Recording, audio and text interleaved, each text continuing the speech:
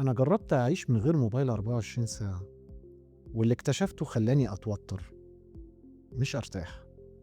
إحنا مش مدمنين موبايل، إحنا مجرد هربانين منه بس.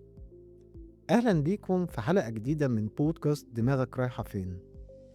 الحلقة دي مش كلام نظري، الحلقة دي تجربة أنا عملتها بنفسي. قررت يوم كامل أقفل الموبايل، لا سوشيال ميديا ولا فيسبوك ولا واتساب ولا انستجرام ولا أي حاجة. قررت أقعد مع نفسي. أول ساعة كانت غريبة عليا جدا ومش عارف أعمل إيه. كل ما إيدي تروح على الموبايل أفتكر إن هو مقفول. ساعتها اكتشفت حاجة مهمة جدا. أنا مش ماسك الموبايل علشان محتاجه، أنا ماسك الموبايل علشان مجرد اتعودت عليه. بعد ساعتين ابتديت أحس بحاجة غريبة قوي. هدوء، بهدوء مش مريح، هدوء مقلق. وهنا كانت الصدمة الحقيقية. إحنا مش بنهرب للموبايل علشان نتسلى، إحنا بنهرب من الموبايل علشان منقعدش مع نفسنا، ما نسمعش أفكارنا، ما نحسش بمشاكلنا. الموبايل بقى مخدر مش وسيلة ترفيه.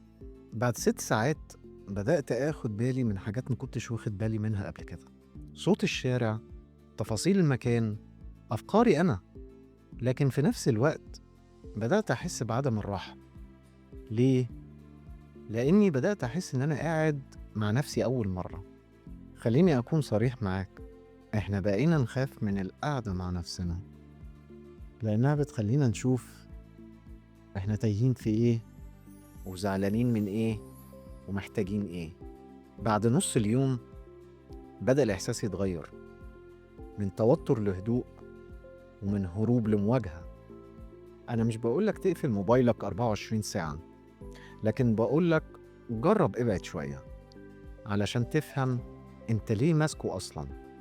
وفي نهاية اليوم شغلت الموبايل تاني، ولكن بقيت فاهم حاجة واحدة، إن المشكلة مش في الموبايل، المشكلة في استخدامنا ليه.